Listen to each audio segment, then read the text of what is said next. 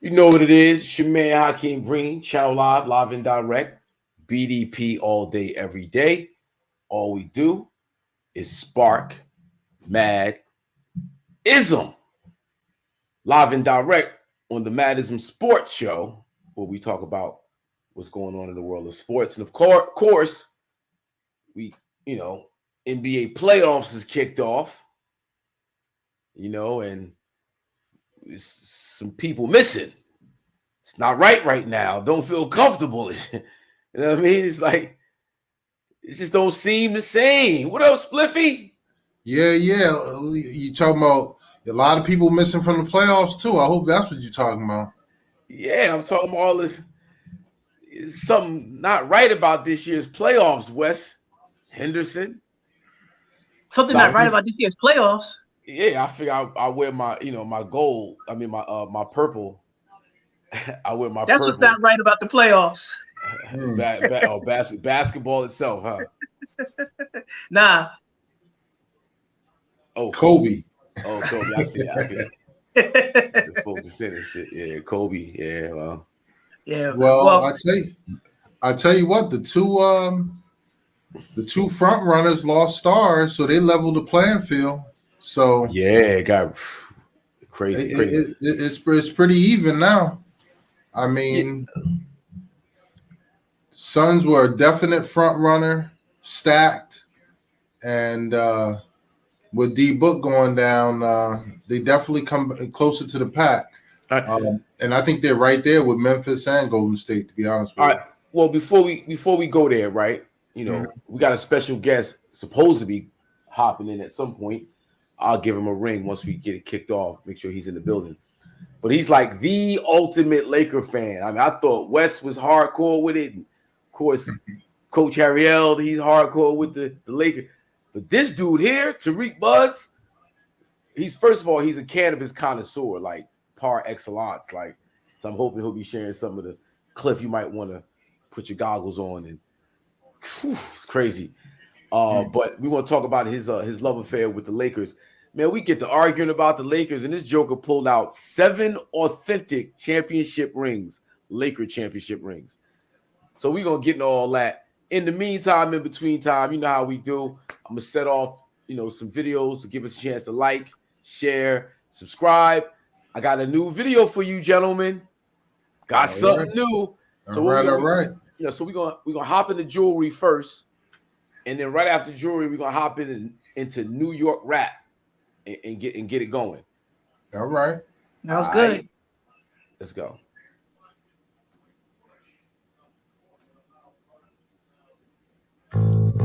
Yeah. This goes out to every old head who took the time to drop a jewel on me. You know what I mean? Little bits of wisdom. Yo, check it out. Listen. If pimpin' ain't easy, what the fuck is revolution? Rappers be spitting straight noise pollution. Here's a clean glass of water, I show you how to eat to live. What goes around comes, let me show you how to give. There's something that you hear when it honors at your ribs. In the street, you puff your jewels, thug drool like baby bibs. I try to stay mindful, write something for the kids. Talking like I walk it, rap it how I live. I came up blue collar, strive to be a scholar, but I couldn't eat the love, I only starve without the dollar. Depression and stress is enough to make you holler when the landlord's at your doorstep. The devil's on your collar. It's all like jewels. Can I drop a jewel? Can I drop a jewel? Can I drop a jewel? Yeah. It's all like jewels. Can I drop a jewel? Can I drop a jewel? Can I drop a jewel? Yeah. They call me a slacker, cause I won't sell crack for the cracker. I call women queens and I love the berry blacker. Some chicks get it twisted, they'd rather be called bitches with their ass in the air like everybody's supposed to kiss it. It's a simple lesson, you get what you deserve. It's life a bitch or just a pimp with a perm. See mommy tricked out, made a little heartburn. Something she'll forget when it's time to take her turn. When will the children learn this was better to earn? But when my niggas put in work, they like to make the metal burn. End up in the system, it's all systematic. Manchurian candidates, waving automatics. A product of a project launched in the 80s. Chemical warfare meant to kill the crack babies. Now as the world turns, is it just a story? Cause keeping it real got my sons in purgatory. It's all like jewels. Can I drop a jewel? Can I drop a jewel? Can I drop a jewel? Yeah. Since y'all like jewels, can I drop a jewel? Can I drop a jewel? Can I drop a jewel? Yeah. In between heaven and Hades, like earthquakes in Haiti, the fat lady clears her throat and then plays harp for the baby. They say I'm such a mystic, lyrics are mythic, but I make it so plain with details and specifics. I'm just gifted like that. I'm young and I'm black, so represent the game. I represent the fact that God helps those who helps themselves. So when God helps you, He's really helping Himself. Make every day have purpose. It's the science of life. Every breath's another role. It's a science to die. Give me the bone. Learn from your mistakes. Try to learn from others. You get one roll at life, you won't get another. You have to learn the tricks. Cause some niggas be on the gab. Want some funny business, but that shit won't make you laugh. I thought he had the bread, wasn't wonder not the weed. I'm wondering how it's coming back, cause my connect ain't getting deep. Since y'all like jewels, can I drop a jewel? Can I drop a jewel? Can I drop a jewel? Yeah. Since y'all like jewels, can I drop a jewel? Can I drop a jewel? Can I drop a jewel? Yeah. Yeah.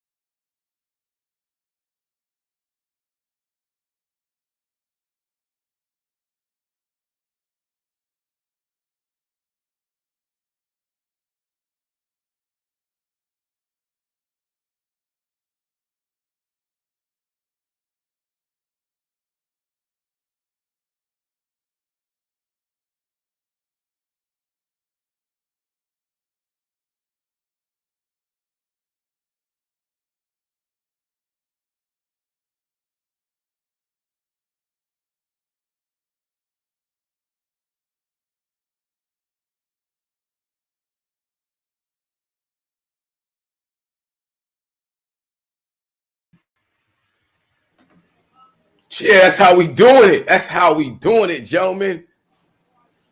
That right there was New York rap. Y'all feeling that? No audio came through on my end. Oh, word? I can't hear you, Wes. You got your mute on. Just saw the pictures of people in the video. No mute. Oh, there was no audio? No audio, nothing. Man, that's crazy right there. The video looked dope, but it was no audio at all. Oh, that's whack. Hold on for a second. Hold on 1 second, gentlemen. I can't even go out like that. Nah. You know what I mean? Hold on. We got our guest in the building, Mr. Tarik Buds. I'm gonna ask him just to hold on right fast. We got to debut the joint. Like that's just like imperative. Like I can't even not debut the joint. Sorry about this, gentlemen. Oh, no worries. Gotta be done.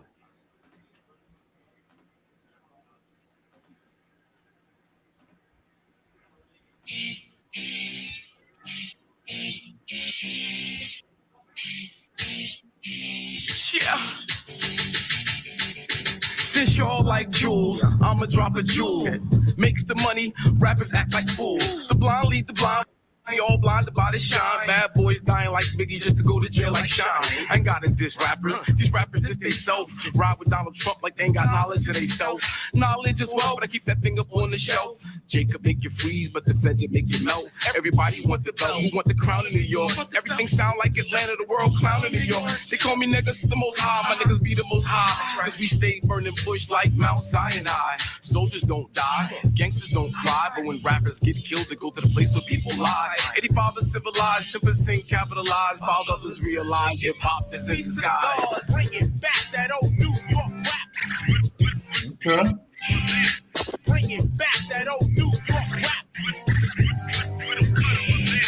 Bringing back that old New York rap. Bringing back that old New York rap. Nowadays, niggas don't want the real hip hop. They rather hear that shit meant to kill hip hop. Deal around the clock, who ill with the Glock? 10 years done past, you still on the block. You still selling rocks, serving fiends non-stop. You worse than a snitch, nigga, you dealing for the cops. Niggas lay traps, then scream trap or die. Like all we got is that, or we can stay black and die. Relaxing with the lie, but the facts won't lie. Another rapper died, everybody ask why. Take some chump change, get yourself a chump chain. Go juice some little crew. Have them pump pain, you can G off with the rap, but you gotta master that. Don't try to drop no science, you better all pump and crack. Serving Mr. Magic Friday nights rap attack, saying it's somehow a Jersey nigga bringing New York back. Bringing back that old New York rap. Bringing back that old New York rap. Bringing back that old New York rap. Bringing back that old New York rap.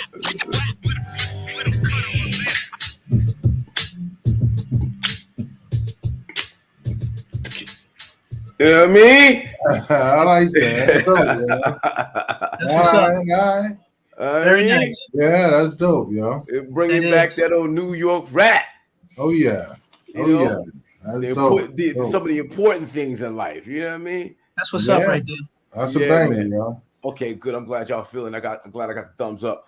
This is episode 66 of IZM Sports, ladies and gentlemen. We're just entering into the NBA playoffs. And before we get into that conversation, let me bring in our guest, Mr. Tarik Buds. Peace, y'all. Oh, I see how you. Peace, y'all. Uh-oh. Peace, y'all. Come LA representing. Yes, sir. Yes, sir. LA representing. Y'all ain't seen representing. We champions over here. We champions over here. We represent over here. Yeah, get a look, get a gander, baby. Okay. Oh, y'all the teams, y'all ain't got it like this. I just went this far, Richie, for this. I just went Kobe style. That's it. Yeah. Well, hold on, because we want to get into the rings, all that, you know. But, you know, just as an introduction, this is my good friend, Mr. Tarik Buds, you know, who's a marketing just genius. And he's been doing things in the merch lane, in the hip hop lane. And, you know, we reconnected when he hopped in and started pushing in the cannabis lane, a product called Peacemakers. And we've been working like real closely over like the last 6 or 7 years, events and facts. You know, all types of. And so, you know, I didn't know his love for the game of basketball, but I didn't know it was that deep with LA. So just for, you know, my host panel, Mr. Clifton Allen, aka Uncle Spliffy, and Mr. Wesley Henderson, can you just, you know, talk about yourself, who you are, where you come from, your love for basketball, and of course your love for the LA Lakers. Sure, peace, y'all. What's going on? Pleasure to meet you, gentlemen. And I heard you were Laker fans, so y'all was already cool with me. I'm from New York City. I'm from Harlem. I used to play high school and college ball. Actually, my assist record in college was just broken last year. It's 25 years running. There's an award at my school. It's called the Hassan Tariq Brown Award. Every year a player gets that award. So I'm an avid, obviously, you know, I was a player, but I'm an avid fan. I've been a Magic Johnson and Lakers fan since 1979. You understand? I'm 49 years old, and I've seen 11 championships in my lifetime. I know people my age. If you ain't a Lakers fan, you can't say that. Only if you're a Celtic fan and you was born in the 40s can you say that. Yep. Okay. Talk to me. Yes, I'm a marketing guy. I have a marketing company called Puzzle Marketing and Media. I also have a distribution company called Population Control. We distribute cannabis accessories like smoke shop products that they use in dispensaries. We ship them from here, import, export from here to overseas, and overseas back to the States. Actually, I'll be at the National Cannabis Festival in DC this weekend. It's going to be dope. We have a booth. I'm excited. But yes, I am a huge basketball fan. And me and Hawk just had some discussions over my crib this past weekend, which is probably why I'm on the show. Yeah, no doubt. We gonna get to that, but I want to talk about your early basketball career. Your high school, college phenom. Yeah, where'd you go to school? Where'd you go to college? I went to high school at Cardinal Hayes High School. Actually, Jamal Mashburn and I, we went to high school together. We graduated and won the city championship together. I went to Colgate University. Oh, okay. Wow. Okay. Wow. Nice. Okay. Nice. So what inspired the love for the game of basketball? Like what was it? I mean, you're from Harlem. You're from New York. Well, yeah. I mean, I actually, as a Harlem cat, specifically Harlem. I mean, obviously all over New York City, but I know in Harlem, there's a court almost on every other block, and that's really where I met most of my friends. You can meet people at schools, and I've been to a bunch of different schools, and I'm a gregarious dude, so I'm going to meet people. But the basketball court is where the majority of people that I know are from. Okay. What's some of the other folks you came up with? Now wait, was that before or after the O'Donnell Foyle time in Colgate? Actually, the Donald Foyle, we're the reason that O'Donnell Foyle went to the school. Okay. Before we got to Colgate, my class, that is, Colgate hadn't won more than 10 games in like 15 years. So actually, when I graduated, we had the most wins in Colgate history as a class. That's changed now because we've changed the program. Because my freshman year, we were 5-22. So all the seniors that have been used to losing all those years, they just got used to it. So I just came over city championships. So did some of the other guys, came up winning seasons in their senior year. So going to school like that, and the seniors are kind of used to losing. We're like, dude, this is corny. You know what I'm saying? But I started right away, which is fortunate for me. I think that they had me down as the most starts in Colgate history because I started from my freshman year and I played 4 straight years. What was your position at Colgate? I was point guard, definitely a point guard. Definitely. Wow. Yeah, and I was a defensive player. I cared about care. See, the thing about defense, you got to care about that shit. Oh yeah. And I cared about it. I used to win defensive player of the year every year at my school. I used to win it every year at my school.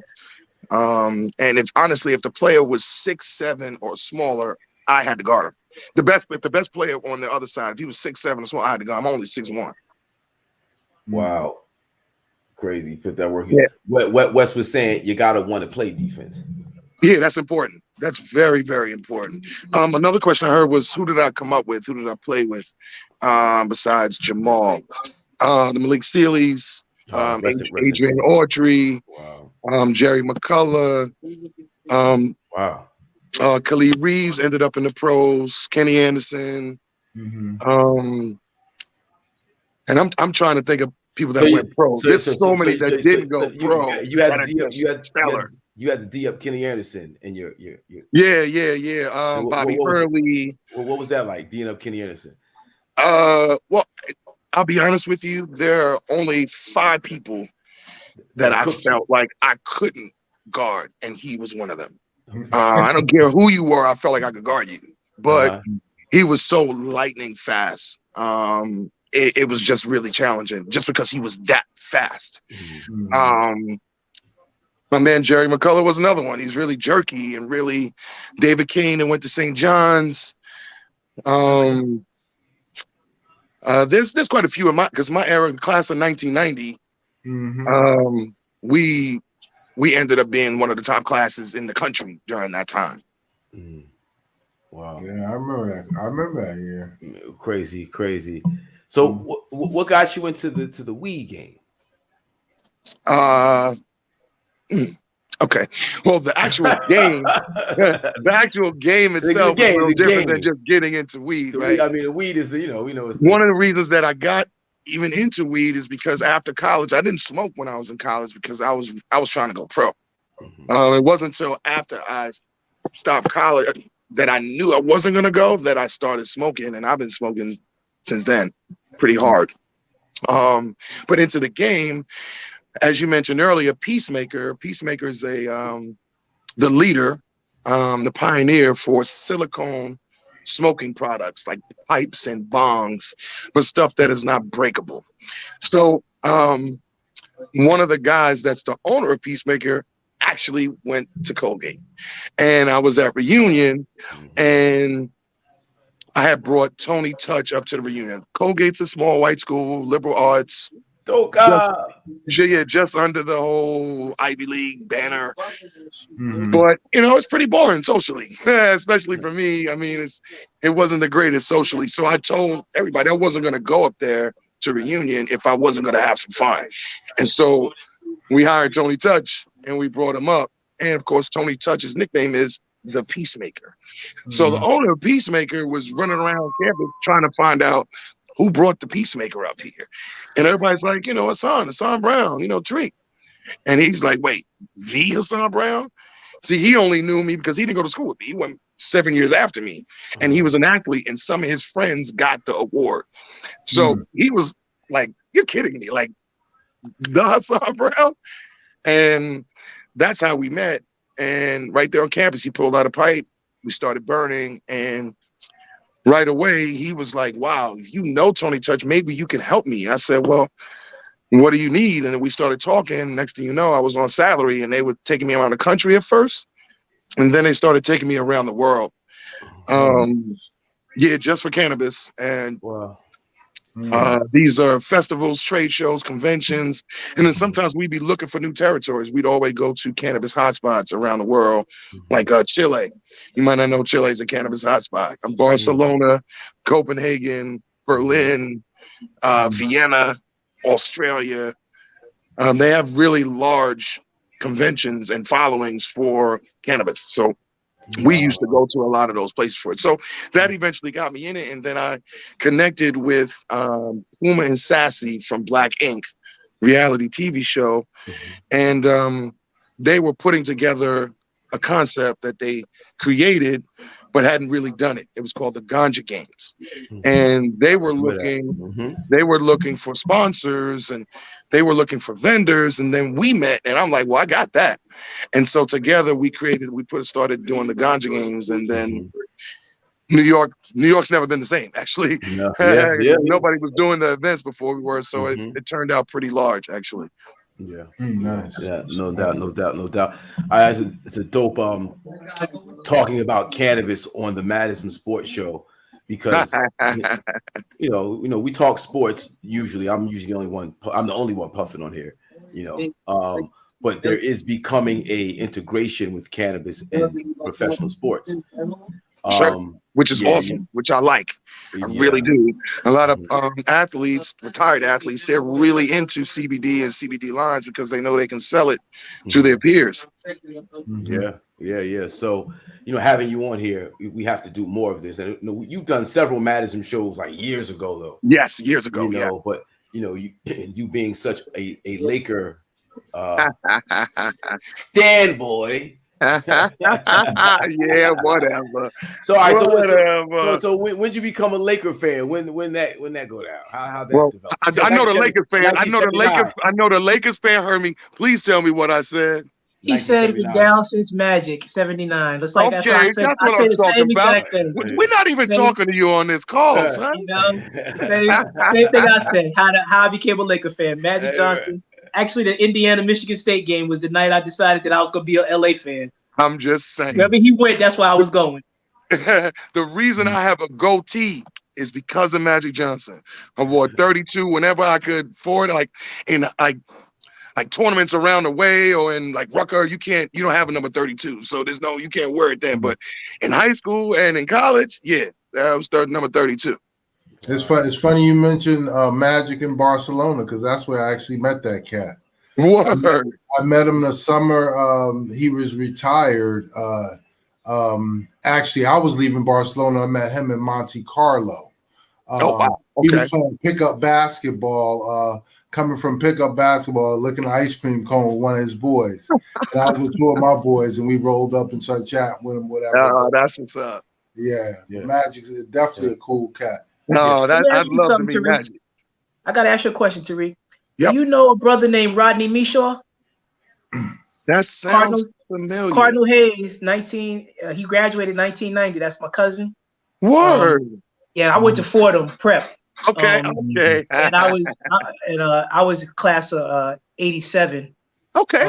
Okay. Out of high school. That's what's up. I grew up in the Polar Grounds. I'm from Esplanade. Oh yeah, I know. You know the Walcotts? Of course. David and Wendy and Glenn. Those are my cousins. What? Those are the Walcotts are my cousins. Oh, yeah, that's one of my crazy. cousins has a shop up there, the bakery. Of course, Chio. Yeah, that's my Chio. That's my cousin. Yeah. Yeah, of course. Yeah. Chio's a homie. I just saw him last week. Yeah. Well, that's my family right there. Yep. Small world, man. Small, tiny world. When you said Cardinal Hayes, I immediately thought about Rodney. Of course. And you said Esplanade. My grandmother had a grandmother lived in building 2 and a grandmother lived in building 4. What? I'm in building 5. Okay. I like that. Crazy. Small world. World. Laker fan and got ties to Esplanade. Yeah. Shit. And I rep He's a good basketball brother right here. He's a good brother right here.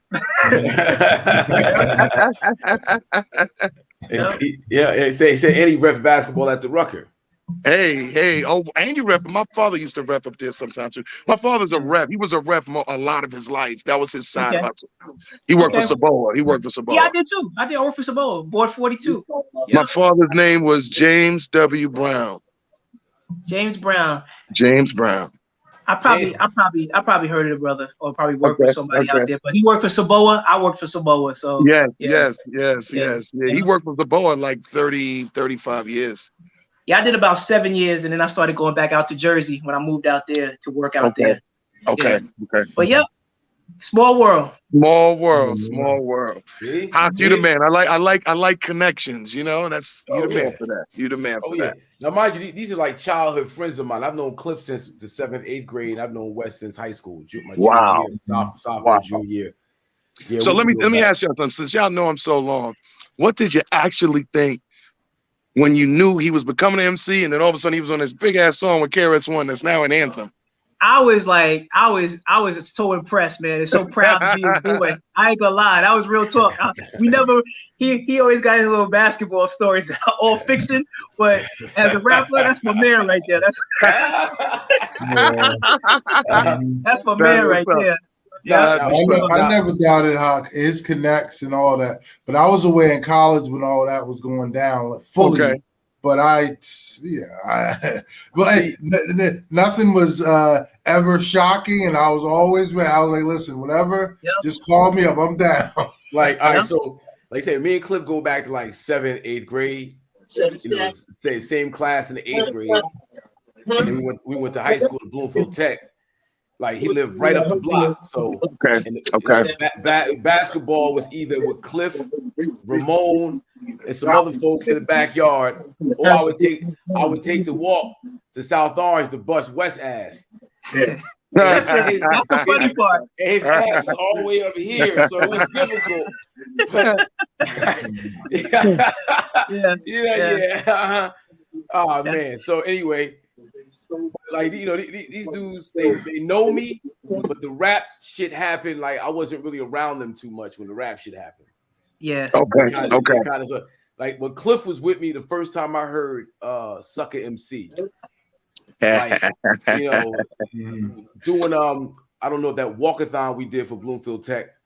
We walked from, I think, Newark to Montclair.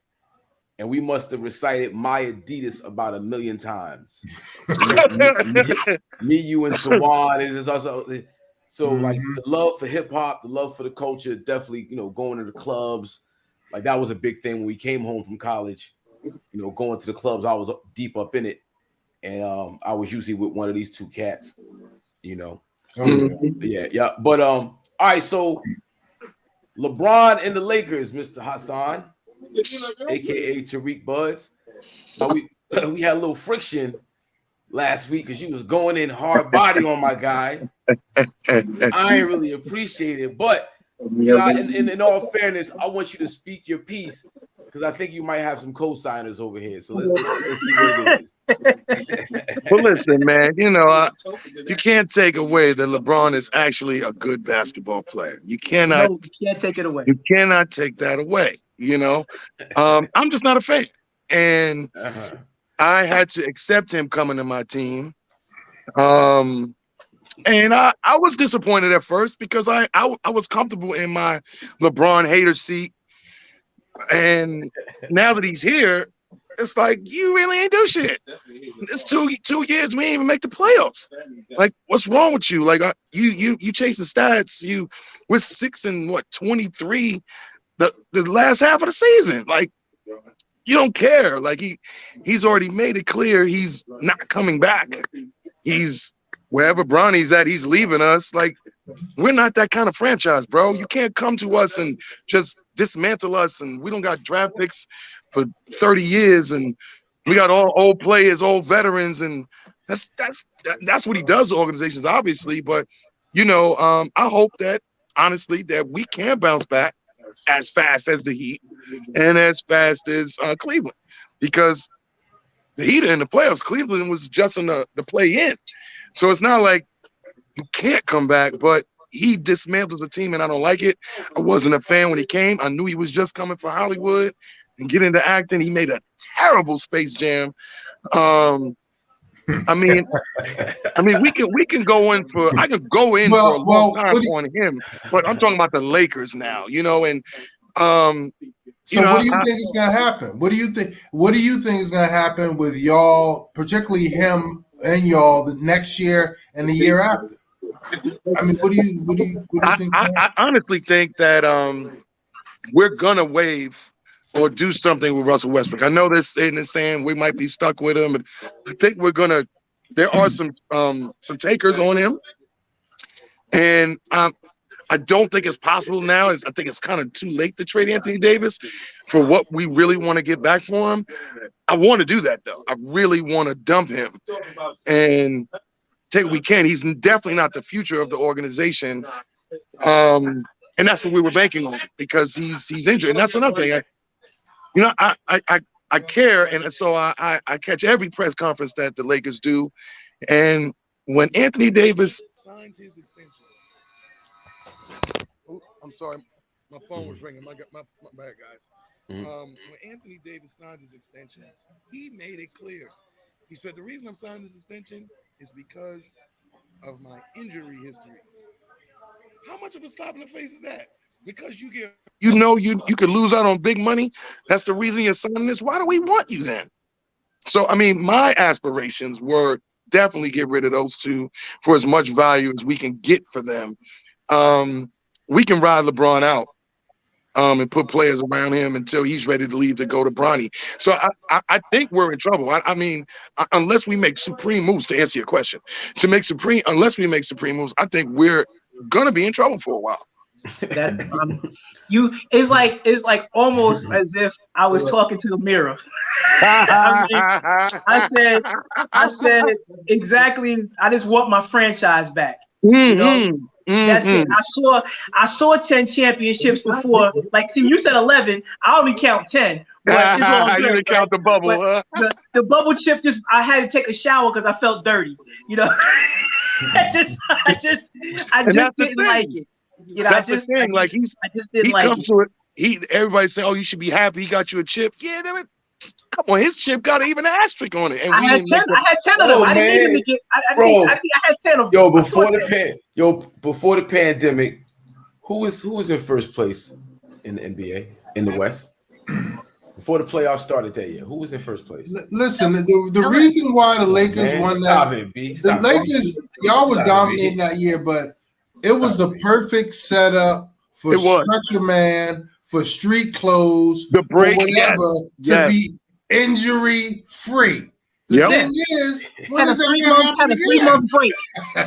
When is that going to happen again? It's not, and that's why I was saying what I'm saying. Like, we need to dump AD because man, you know, he's not the future. He's not the future. I mean, but you know, 7 years ago or 5 years, 5-6 years ago, projecting out, you wouldn't think this dude AD would be stretching, man. You didn't think that. You wouldn't think that.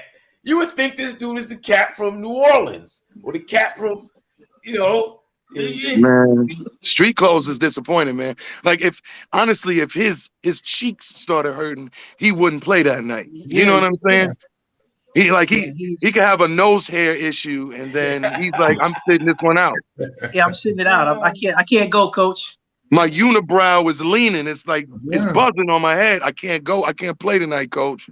He's the worst. He's the worst. The best you're gonna get out of him is a load managed 65 game year out of that cat. And that's terrible. And that's horrible. And that's terrible. And that's the best you're gonna get out of that cat. You know what I'm saying? It's a damn shame, man. He's brittle, yo. He's brittle. You got a chip though. Yeah. Yeah, I mean, you know, listen, man. And see, Cliff, let me holler at you because you seem to be more reasonable at this point right here. This whole bubble chip nonsense going on, right? We don't say Tom Brady got the bubble trophy. He got the bubble chip. We don't say that. We go, he's the GOAT because we got another Super Bowl. That's what we say. We don't take into consideration how many players across the league didn't play because of COVID.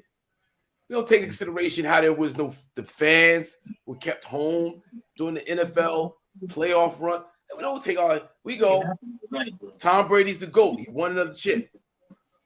LeBron, the brother, always the brother. This is where it always goes. This is where he loses. This is where you lose. This is where he lost me the other day. This is where he lost me the other day. He always does it. It's real corny though, but it's okay. Continue. I'm just saying. Okay, continue. LeBron James had to go through the same conditions and hurdles everybody else had to go through. Well, yeah, I agree. Right, well, I would disagree with that because Tom Brady didn't get a 3-month sabbatical to rest up in between the season. Well, that's the thing. That's what I'm saying. But nobody else in the NFL did. No, I'm just saying, but nobody else. That's not normal. But everybody in the NBA had a 3-month sabbatical. But it's a difference when a 36-year-old has a break versus a 24-year-old. And for AD, you know what that meant for him. He had like a season to recover. He had a full season to recover. It worked in our favor. Let's just put it that way. It worked in our favor. All right. Well, no doubt. That's fair, but it's still a championship. All this asterisk, because I don't give it. I don't give it an asterisk. I didn't say asterisk. I said I felt dirty. That's all I said. Well, you don't even count. You don't even count it. That's worse than an asterisk. You said you don't even count. I was around for 10. You don't count the bubble chip. Come on. I felt dirty. It was crazy because when they won that night, I was sitting there like, I know what to do. I didn't even know what to do. I was happy. But I wasn't. It was like really a weird dynamic. The way I felt about it is somebody had to win, so I'm glad it was us.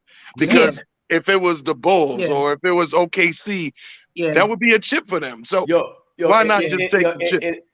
I agree with that. If the Lakers didn't win that chip, he can't even win in the bubble. He couldn't even take advantage of the bubble. When the conditions is perfect, it was set up for them to win in the bubble, and he couldn't even do that. I didn't say nothing about this year. I didn't say nothing about the first year. When they didn't make the playoffs the year he first came, I said this plenty of times. When they had Ingram, Ball, Rondo, Yep. Kuzma, all those dudes were balling. They were in third place.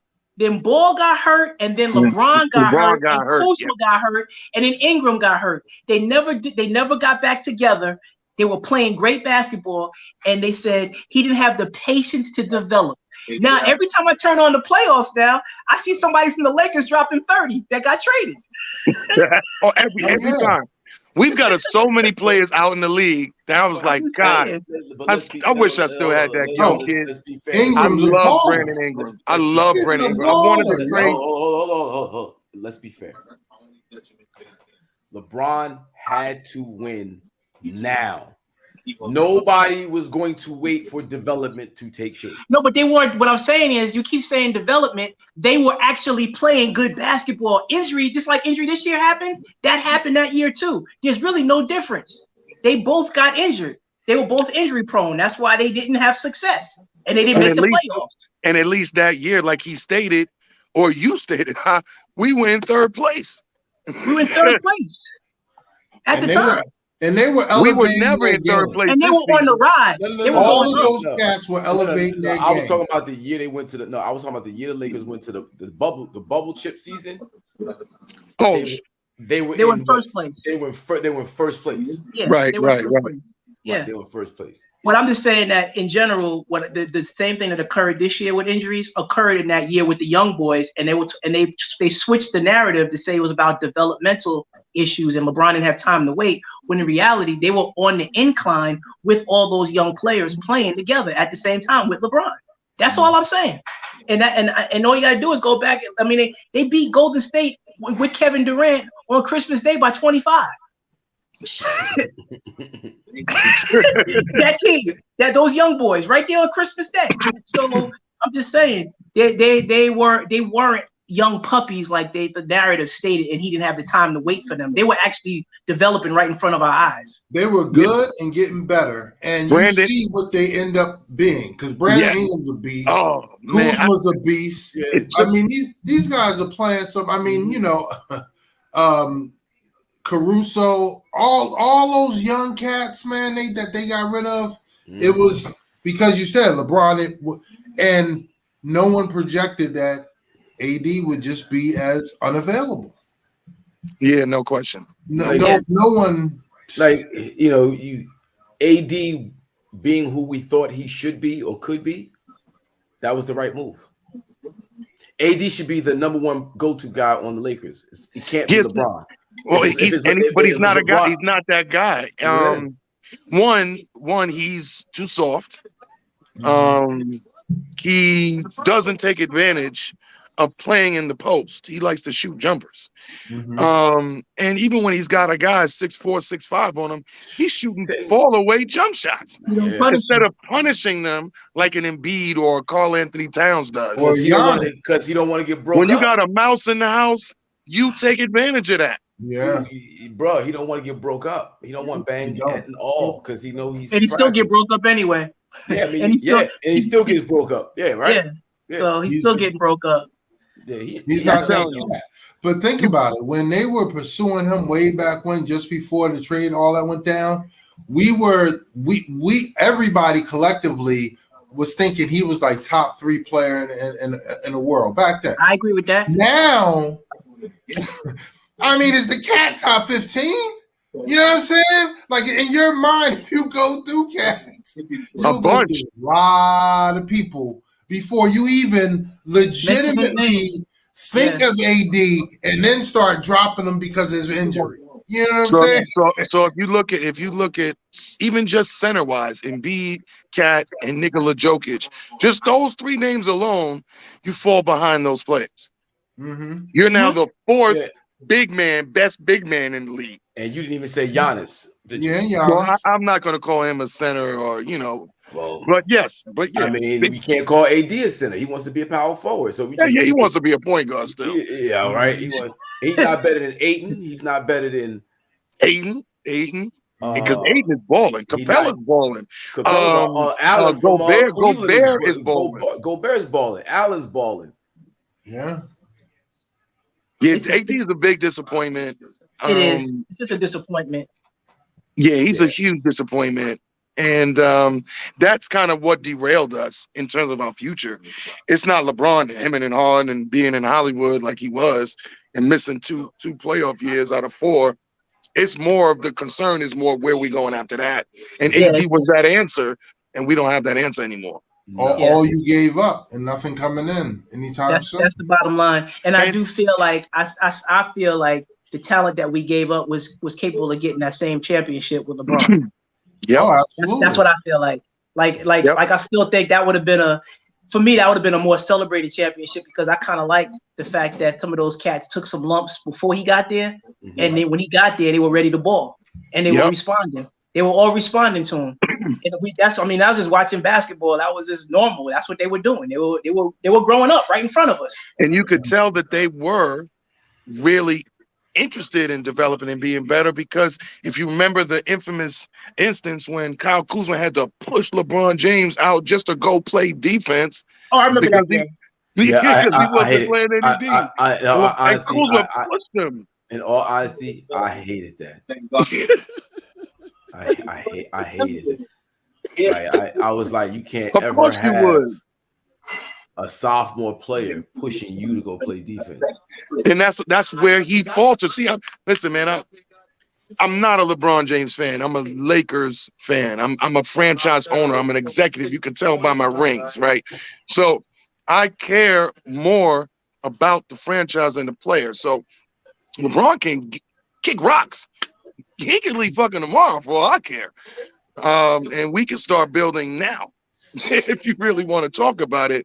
But Brandon Ingram, he is the biggest disappointment because I really wanted to trade Kyle Kuzma instead of Brandon Ingram. And they wanted Kyle Kuzma. Yeah.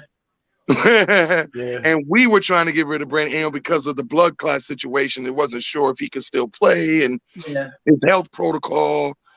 But Brandon Ingram, is when he came into his own. That's something that I didn't take into consideration. It's like all those little details of why things happen. Yeah, where you're just like, it's a gamble at the end of the day. It's a crapshoot, and you. Oh shit! Crapped out. Snake eyes. Got AD. Got stretcher man. Fuck it. Street clothes. Well, speaking of other disappointments in the league that are in the playoffs, what's up with the Brooklyn Nets? Oh man, what's up with KD? What's up with the baddest man on the planet? What's up with the best player in the league? I'm gonna start calling you Shannon Sharp. Yeah, he just it's somewhat including similarities, right?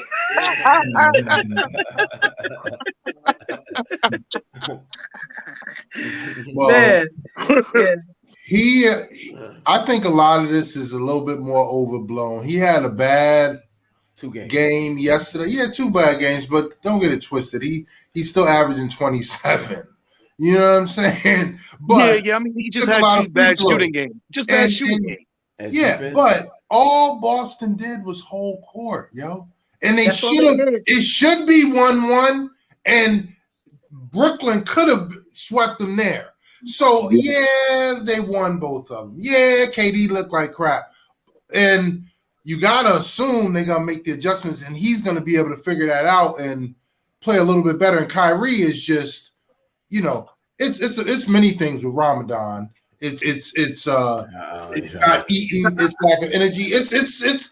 Listen, he played a later game yesterday, so he had lack of energy besides them being under his skin. But either way, they're gonna be in Brooklyn, yo.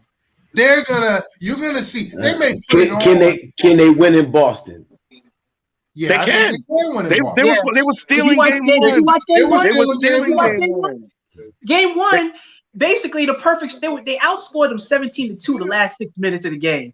And they gave up 2 uncontested free layups at last 2 plays. And the crazy part is, when Marcus Smart shot the 3, they had to contest it because he had hit 4 threes already in the game, so they had to get the hot man. And 2 players on Brooklyn both jumped out there. So now they have a 3-on-5. and they have their best shooters underneath the basket, dominating the boards, and they got the rebound and put it back in. It was really that simple. When I saw that replay again, and I noticed, I think it was Skip Bayless pointed out that KD really lost sight of Jason Tatum because that was his man, and he wasn't paying attention. And when Jason Tatum cut to the basket, he turned, and you could see it when he scored. Kevin Durant puts his head down like this, like, I fucked up. Yeah, I messed up. Yep. Word. Yep. It became a fire drill. It was a fire drill play. The rebound kicked out right to the Celtics. If they had one more guy underneath the basket, it could have been a tip play, and the clock would have ran out. And the clock would have ran out. And they would have lost the game. We wouldn't be having this conversation. So so they can definitely win in Boston. Was how bad the Nets played, and they stole a game, and how Boston had 4 guys with 20 points or more. That probably will never happen again because you had Smart, Brown, Tatum, and Horton all had 20 or 20 more points. That ain't you can't count on that every game. No, and think about yesterday's game. The Nets they led almost through the third quarter, but something that'll never happen again is Kyrie and Durant being 1 of 17 and a half. That's really the problem. With KD 0 for 10 in the second half. Yeah, and they lost by 4. Yeah, that's what I'm saying. So, it's a lot of outliers, and all Boston did was hold serve. They did. I'm not ready to bury Brooklyn yet, yo. Neither am I. I think they're gonna come back with a fury, and Kyrie gonna put it on them. KD gonna come back with some good games, and they'll tie that series. Okay, I'm actually going to the Barclays next Monday. Okay. All right. My cousin got me some tickets. He got a ticket. He got me a ticket. Nice. That's what's up. So going forward, let's just say Brooklyn wins this series. Who they got if they We'll be booming. who they play? Now it's the Bucks. If the Bucks win, because we got to talk about that, man. Now they said it's a mild strain. He's out 2 to 3 weeks. Well, I'm sorry, 2 weeks before he's evaluated. Middleton, right? Middleton, yeah. And you look at when they play that big three, they win like 70-73% of their games. But whenever they're missing one of the three, that drops down to just above half of their games, yo. So I think that series is now, and Chicago stole one in Milwaukee. They did. So they got it. So now they go back to Chicago 1-1. Chicago, 1 up with 2 there. So this game is now it can go 7, and which means that Chicago can even win. So that's a big injury. Yeah, no, I think the Bucks might be in trouble. I mean, just like Devin Booker. Devin Booker's out. Yeah. They're in trouble. Yeah. They're in 3 trouble. weeks. 3 weeks. That spells trouble. Yeah. Well, Yeah, I don't see either of those teams going to the next round without those players. Well, I think Phoenix can get New Orleans without Booker. I think they're a 1 seed. They're supposed to be able to get a seed without that guy. I think Chris Paul can get them through that, but I can't see them beating Dallas, because what that just did was, well, first of all, my man saved Dallas' season. The guard Brunson. Yeah. Right? Because really he bought Luka another game, so Luka can sit out till game 4 now.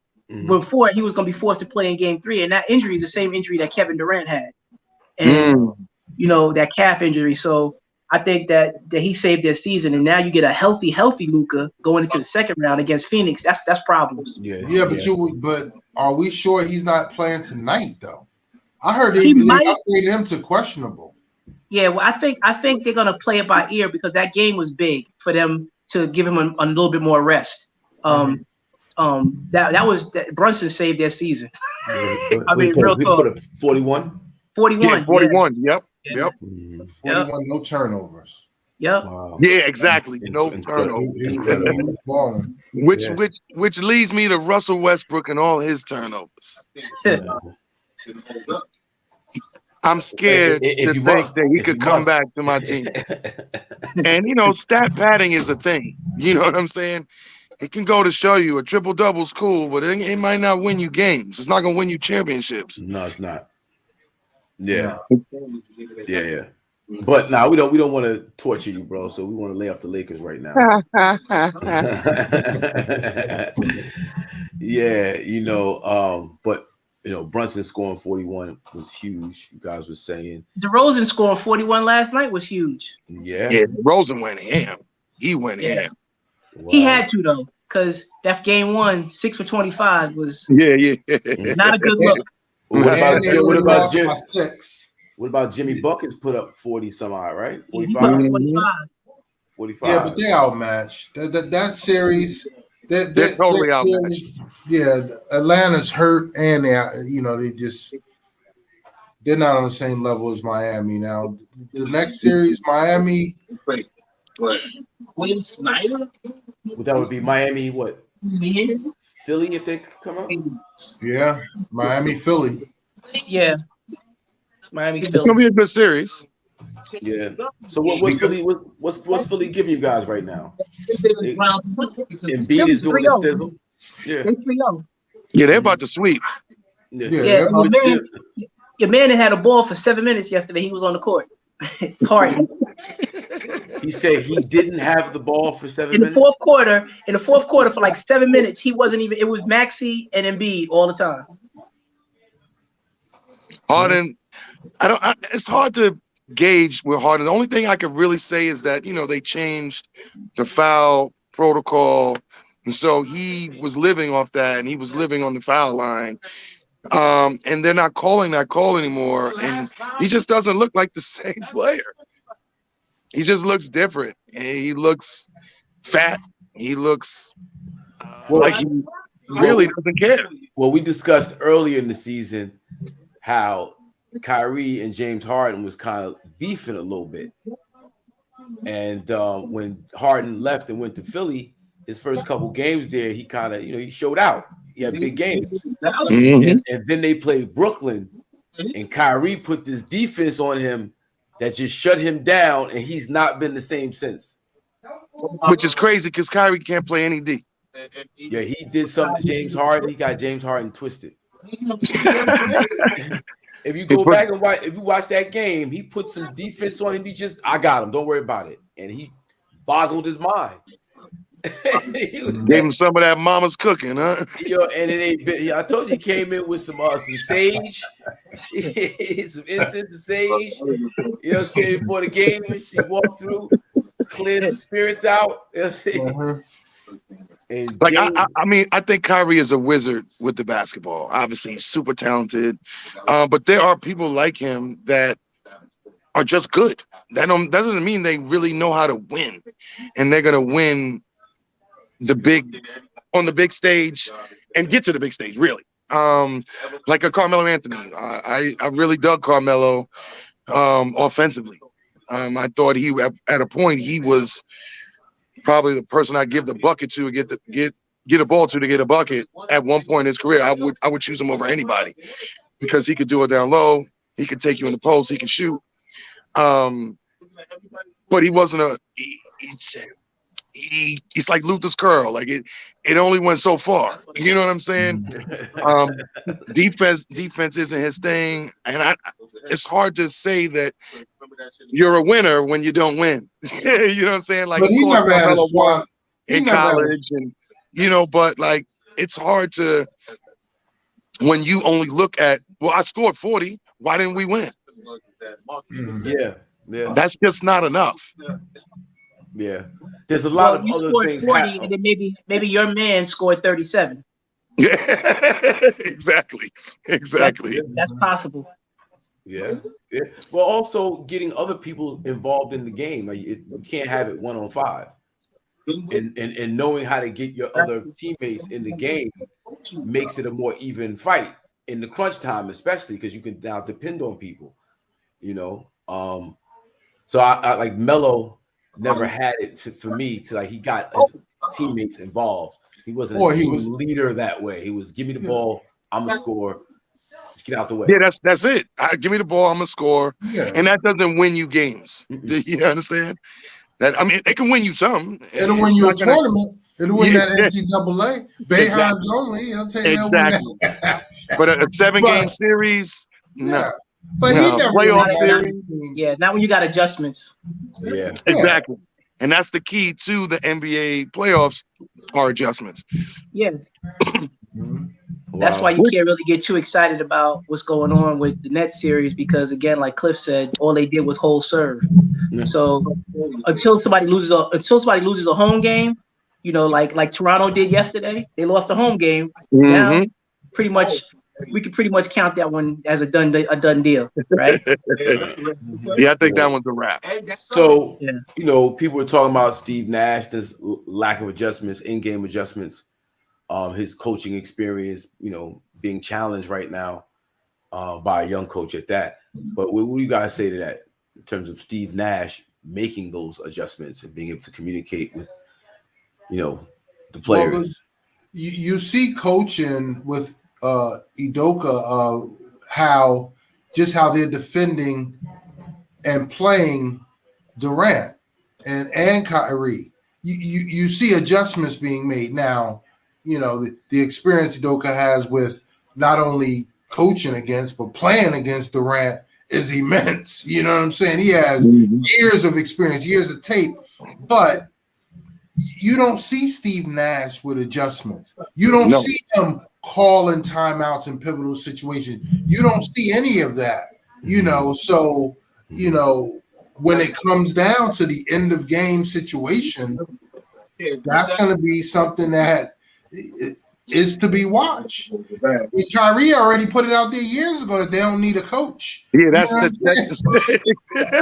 and you know that Durant and Kyrie signed off on Steve Nash anyway. So it all works, and he's developing as a coach. But as far as like being a tactician, X and O's, in-game adjustments, or, you know, calling the right play and the right timeout at the end of the game, I don't know if we're gonna see that.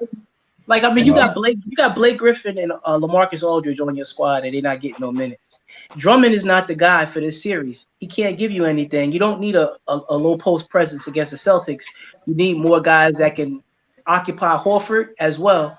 You know, you need guys like Blake Griffin that can do a little banging and get a little physical with some cats and actually spread the floor for Durant.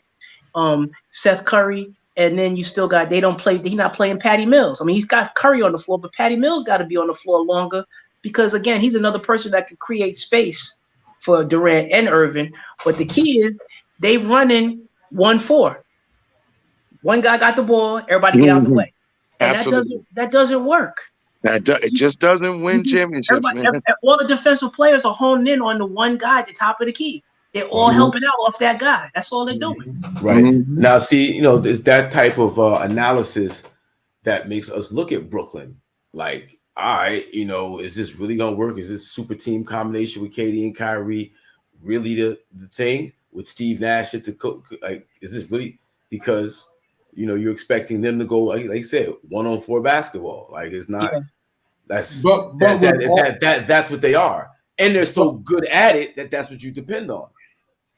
But with all that being said, and with that being done, they only held serve, and it was two close games.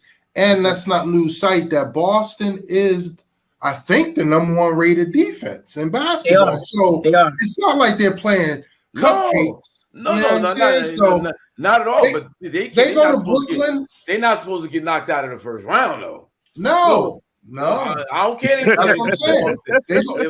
The Brooklyn Nets is not supposed to get bounced out of the first round. No. If they do, Joker's got to be held accountable because they. Yeah, I agree. Okay, Shannon. Next week this time, that series will be tied, I think. So to Monday night, after Monday night. Yes. Well, I tell you what, though, I am somewhat disappointed in KD because the reason that he left OKC to go to Golden State Warriors is because he liked the way they passed the ball. He liked the way they moved the ball around. Everybody was taking the open shot. And that's why you left Russell Westbrook. But as soon as you left Golden State, you went back to just one-on-one basketball.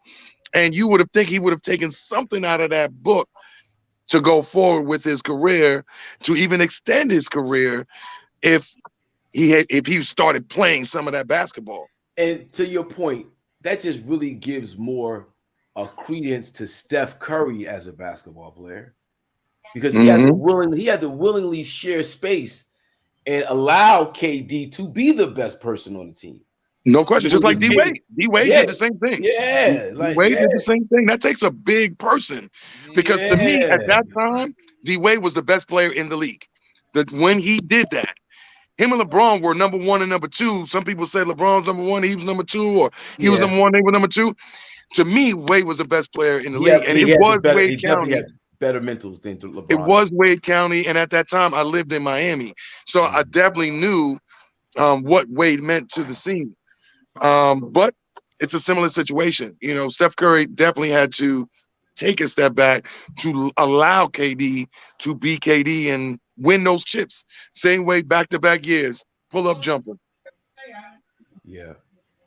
Guys, you guys want to add or no? Yes, no? Nah, I mean, he hit it on the head. I mean, it's really that's exactly right. Yeah. But it also, I think it gives credence to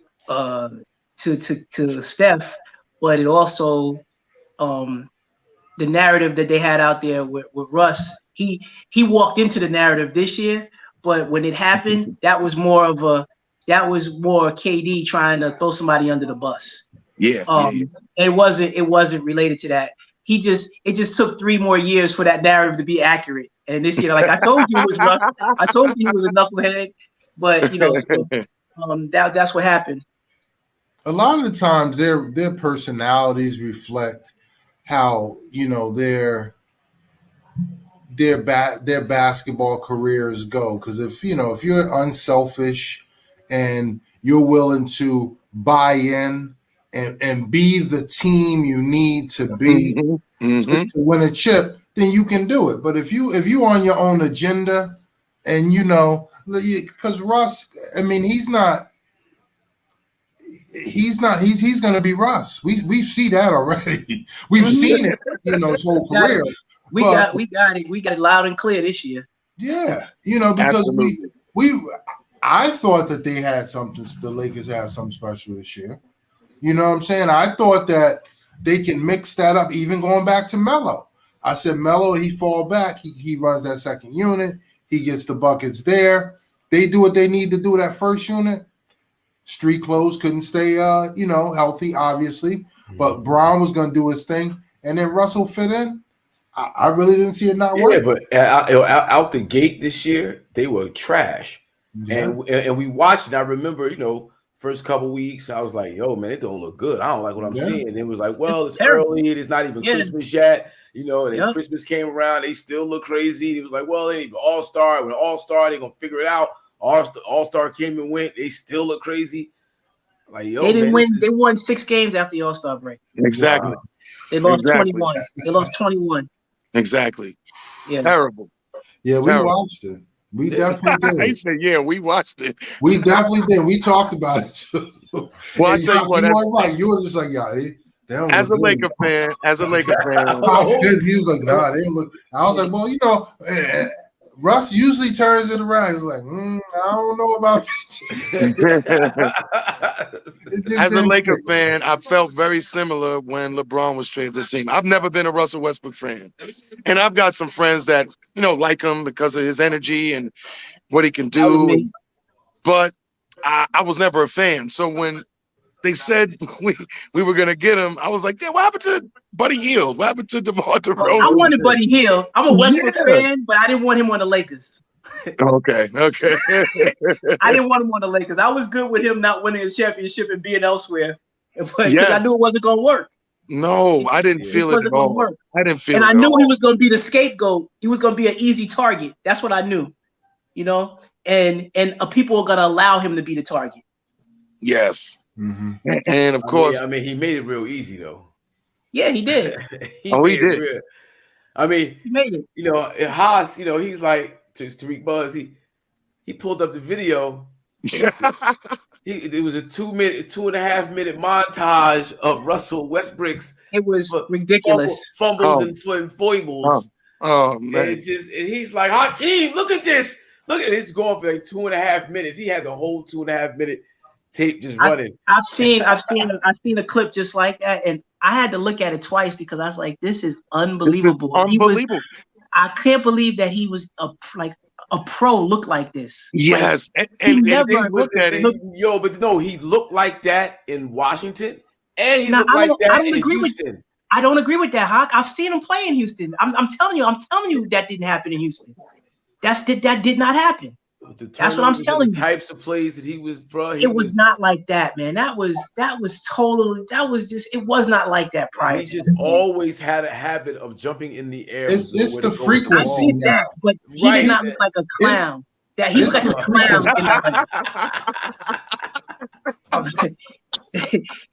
I'm just telling you, he did not look like a clown in Houston. He did not a clown. Well, he looked like a clown this year. I know that. And his regression is showing. You know, we're witnessing in broad daylight his regression. Because it was terrible. Yeah. See, one of the worst parts about it though is that he doesn't take responsibility. He's never accountable for anything. He's never wrong about anything, and he's so sensitive and defensive.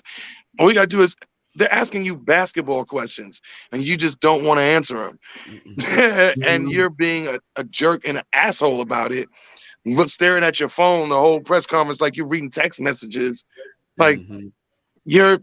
That's when he lost me. When he didn't want to be accountable.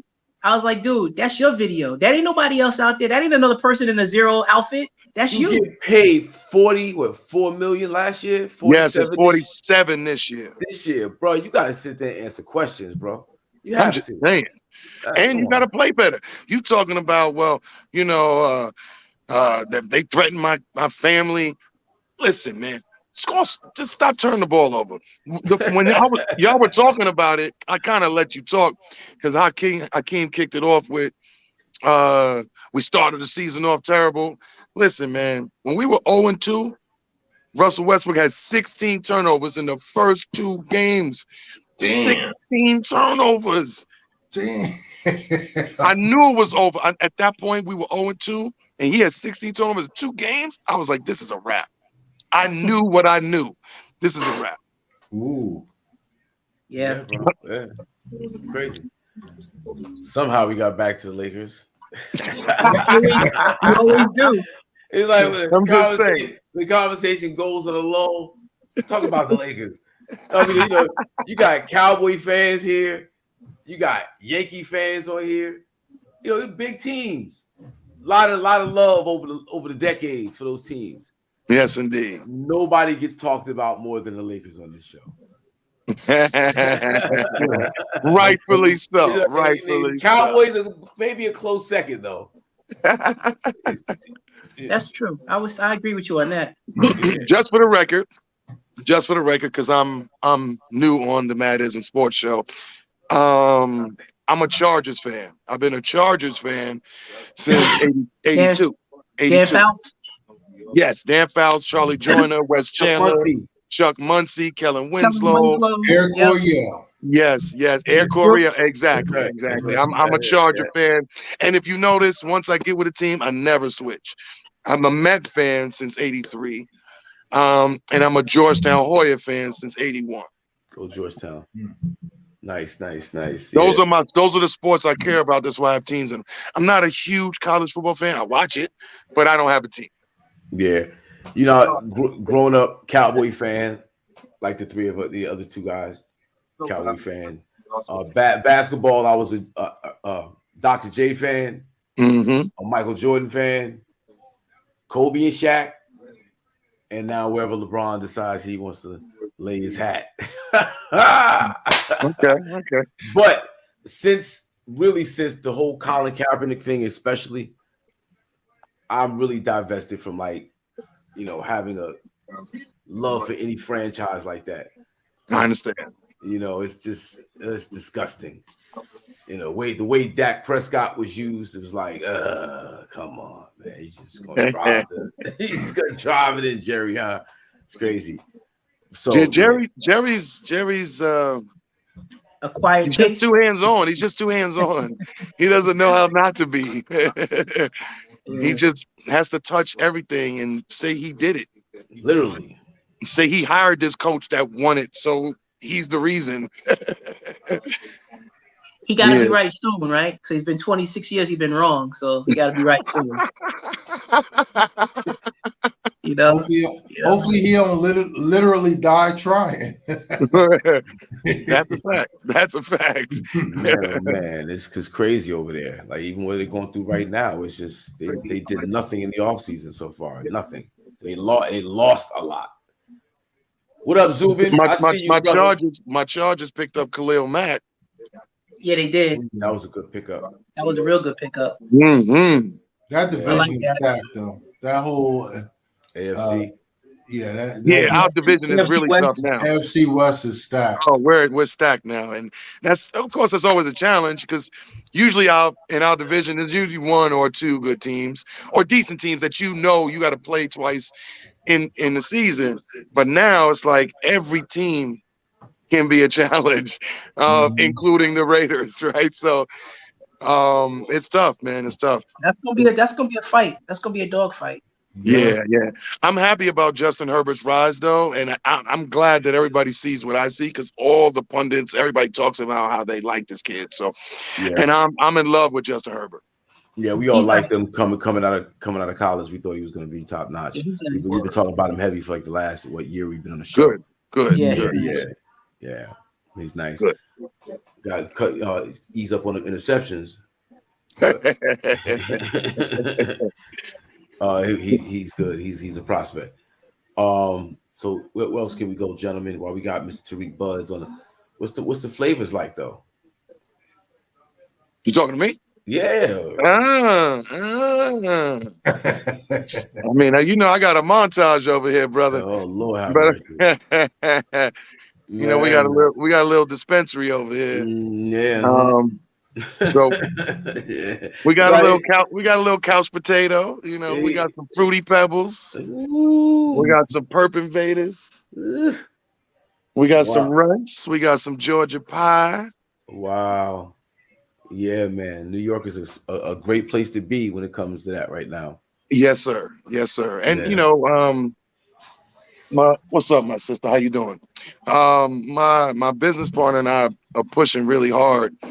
And with the help of your brother Hassan, we've been talking a lot, and we're probably going to hire him to assist us in this last leg of going from legacy to legal. Oh, nice. Yeah. That's a beautiful thing. Indeed. Yeah.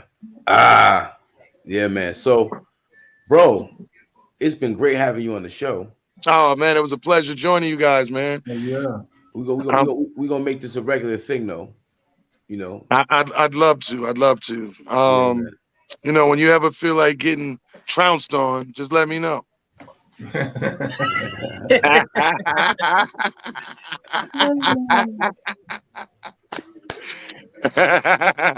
No, seriously, guys, it was a pleasure. I had a great time. For Wes and Cliff, I look forward to meeting you guys in person at some point. Absolutely. I'd like to do that. Hawk, I love you, brother. You already know, brother. Appreciate all the love in the world. Salute, bro. Appreciate the invite, man. Sincerely. My dude. Tarik Buds, ladies and gentlemen. All right, family. Peace. Oh,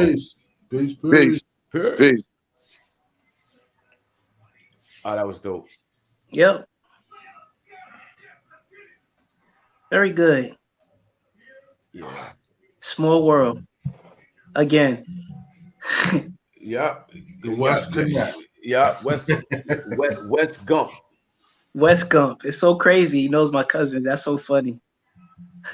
Yeah. I actually missed that connection when I stepped away. Oh yeah, I don't know. You've been in Harlem. I was just there last weekend with it. I have this a guy. cousin who has a store called The Bakery. Okay. And it's a clothing store, but they call it The Bakery New York. And he just got picked up by Nordstrom's. Whoa. Okay. Nice. So Congratulations. Salute.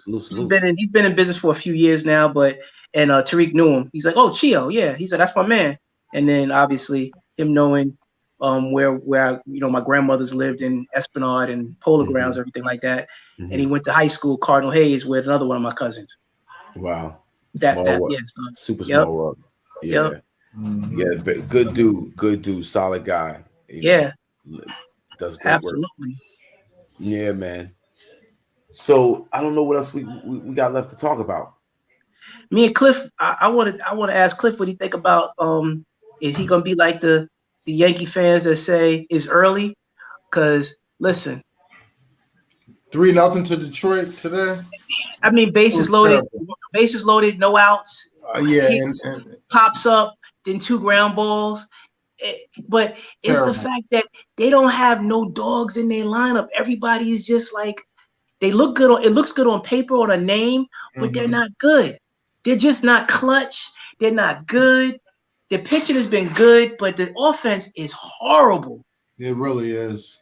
I don't know. They can't hit with runners in scoring position to save their lives, and you can't. How are you losing a series to Detroit? You know how you losing a series to Baltimore? After Baltimore. I mean, yeah, that's what I'm saying, and it's smoke and mirrors right now. They need something. Man, they need to. I mean, I don't think Aaron Boone's a bad manager, but his problem is that he's gotta call people out occasionally. You don't gotta be nasty with it, but you gotta say, hey man, we're not getting it done. That's it.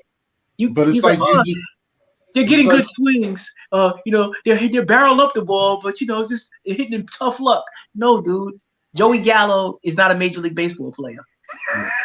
Well, it's like you said though. There's no dogs in the fucking clubhouse, yo. It's like nobody holding people accountable. Nobody, because Judge, he just doesn't seem like that vocal dog that's doing it too. You know what I'm saying? And obviously, no one is producing right now, but it's just no leaders in the clubhouse. It seems. Yeah, it doesn't feel like something that you could say is early. You know what I'm saying? Because it's the same stuff we saw last year with them. So that's why I can't get into it's the early conversation and say, oh, they're gonna turn it around. Because all it takes is a halfway decent pitcher, and the game is over for them. Yeah. It's like, man. So I'm real disappointed in how they started out. What is their record right now? 7-6. 7-6, yeah. Yeah, 7-6. Yeah, y'all was. But you're talking about you win the first series of the year, against a rival, against the Red Sox, and then you play Detroit and Baltimore, where you should sweep both series, and you should be really, getting. You should go 5-1. You should be getting yourself straight, on a nice little. And you lose both series. They went 3-3. No, they beat them twice. They went 3-3 against Baltimore and Detroit. Okay. And then they split. They split against Toronto, and then they took 2 out of 3 against Boston. So that's where the 7-6 come from. But even the wins don't even look good, man. They scored 2 runs on a pop up in the infield, and the team just let it fall down. They scored on a fielder's choice error, throwing errors. They're not scoring. It ain't like they're scoring. When they score more than 5 runs yet this season, never. Yeah, that's what I'm saying. Yeah. No. Wow. Yeah, they look bad, man. They look bad. Wow. Who was looking good? The Dodgers. Yeah. The Dodgers and the Rockies and the Padres. That whole division actually. Yeah, they all look good. Yeah, they all look good. So, but the Mets is looking good actually. Oh, the Mets look good too. They spent a lot of money, but yeah, they only got 3 losses. I think they're 10 the Mets look good. Like they definitely look good. But yeah, we got Memphis and Minnesota tonight. That should be is on now, I believe. Oh, word. Well, let me talk about them for a second because after the first game, it was a whole lot of trash talking. A whole lot of trash talking. Whole lot of gum bumping. Yeah, a lot of that. You had your boy Job pretty much making predictions for the second game. Well, right now, Grizzlies are down 7 in the third quarter. Mm. Oh, wow. Yeah, 51-44. They just start in the third quarter. Mm-hmm. You guys expect Memphis to come out of this? All right, yeah. I mean, this game, maybe not, but the series, yeah. I think that they could come back and win, but Minnesota, the Wolves are tough at home. They play D at home, too, which, they down 7 right now, though, right? Yeah. Mm-hmm. Minnesota's up 7. Oh, Minnesota's up 7. Mm-hmm. In Minnesota, Thank you. Yeah, exactly. Yeah. It's 51-44. Yeah, that's what I'm saying. Quarter started. You know? Yep. You go back to Memphis. If Minnesota can do their thing at home, you go back to Memphis up 3-1, 2-1. 3-1 if they win 2. It would be 3-1 if they win 2. But 3-1. If they win tonight, I think it's going to be a must win for Memphis in that game 4, just because you don't want to go back home down. Basically doing elimination. And you don't have no experience on your team to even combat that, So it'd be curtains for a young team like that. They would play under such pressure that they wouldn't even understand how to handle. That's the other reason why I hate one and done, because that NCAA tournament gives you skin in the game. Yeah, it does. It teaches you competition, defense, passion. All that stuff comes into play when you get into that tournament. And I think it adds a feather in your. It's like a notch on your belt when you play in the tournament and then go to the NBA. Yeah. Yeah, and I agree with you. Yep. It doesn't hurt to get that little extra experience going in. Yep. Not necessarily for everybody, but for that to be like the standard now, one and done is like, if you're not a one and done, you're probably not gonna make it to the league. Yeah. That's so not good. Yeah. So not good. Yep. Yeah, all right, guys. Oh, you know what I want to ask you guys? Oh, before we forget, because we keep forgetting, we gotta send some love out to Brittany Griner, yo. She's still hemmed up. Yeah. It's now 2 months, yo. 63 days to be exact, that she's been detained. Yeah. So at some point, when does she become a political prisoner? Doug Brown, what up? DB. When did she become a political prisoner? Because she got arrested because of the possession of, allegedly, but she's being used as a political tool at some point.